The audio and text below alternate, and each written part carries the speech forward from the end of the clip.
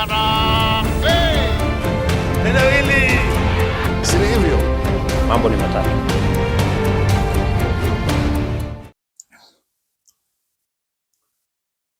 Ladies and gentlemen, good afternoon and welcome back to our channel once again.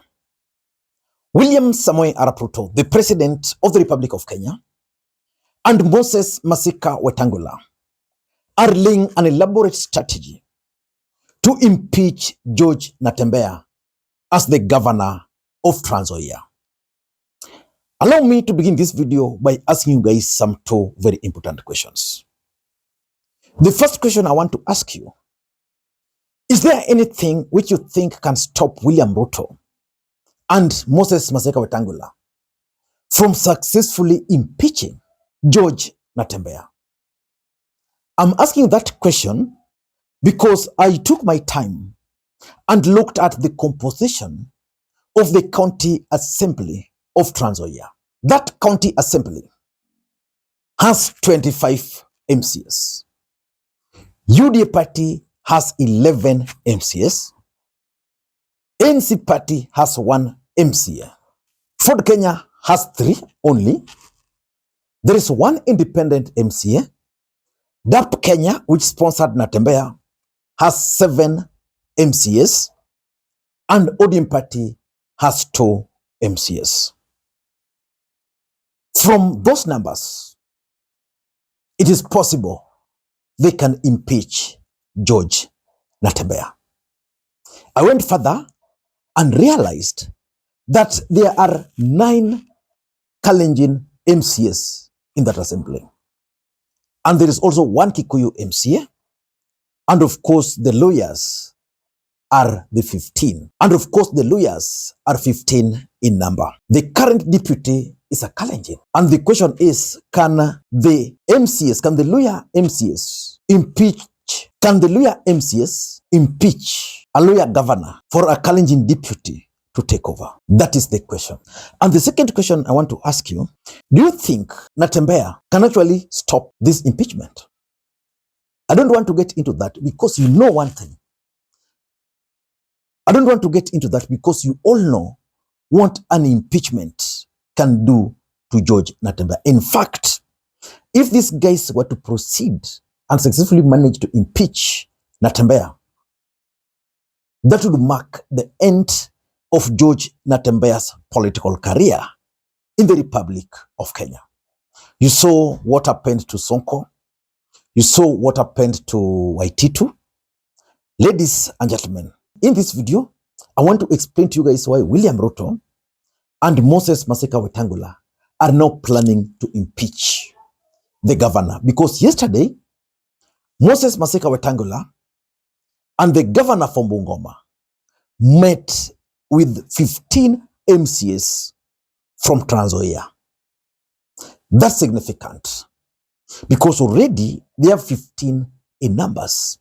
For this impeachment to succeed, they just need a few more to actualize it. Ladies and gentlemen, what do you think are the objectives they want to achieve by impeaching George Natembeya? Before we get into all those, for those who are watching this channel for the first time, please take a second or two, click the subscribe button so that next time we produce a video like this, YouTube will automatically notify you. And to the subscribers, I want to continue thanking you guys for your continued support. Because without that support, this channel cannot be where it is. Ladies and gentlemen, without any further ado, allow me to head straight to my first point. Number 1 is to thwart the united opposition plan to nominate George Natembeya as their running mate.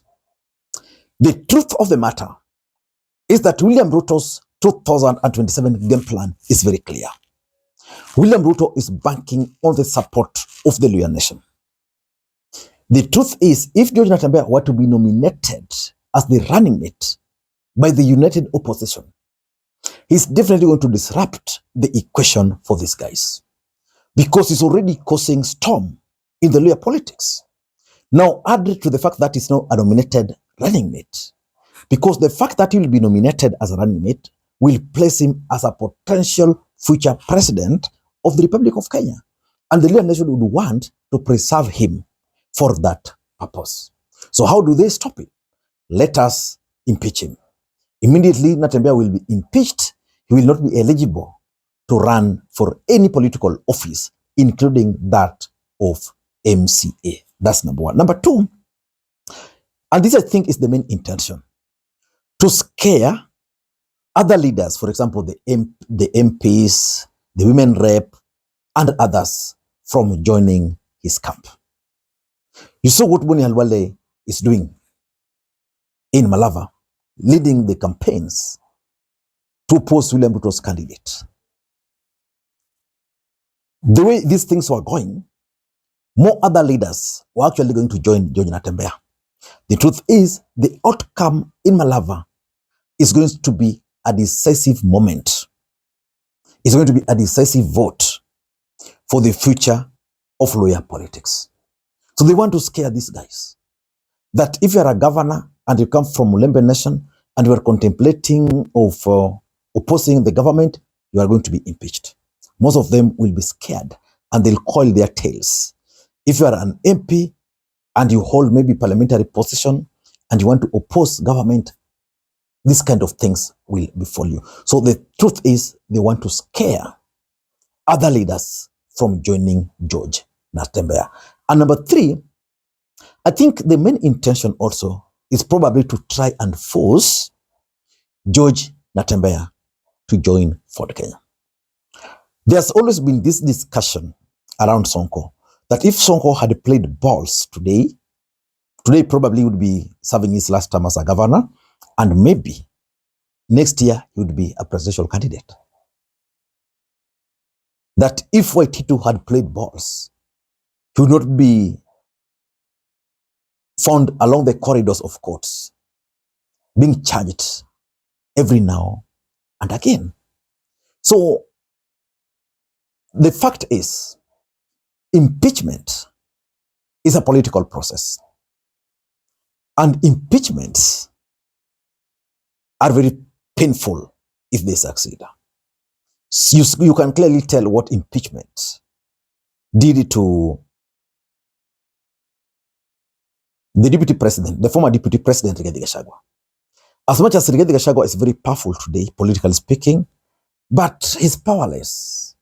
He can't even be elected an MCA. That is what these guys are trying to do. They want to put a lot of pressure on him, then his team will advise him, boss, take some tactical retreat. And I think, which is my fourth point, maybe the intention is to keep him busy in Trans Nzoia. How do you keep him busy? These guys are tried. These guys tried at some point to even charge him with corruption. The truth is, all those are part of this process. They want to find grounds for his impeachment, which they are yet to find. Ladies and gentlemen, this is also a warning to all those planning to ditch Kenya Kwanza. Not only from Western Kenya. If you're a governor, you're a senator, and you are planning to ditch Kenya Kwanza, you're being warned. And I think these guys are going to keep this moving forward. Remember, Weta, the Speaker of the National Assembly, met with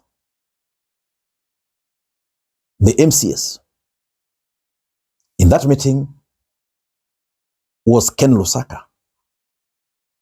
If you don't see the hands of the president there, then you should go to the nearest mental clinic for a checkup. I don't know what you think.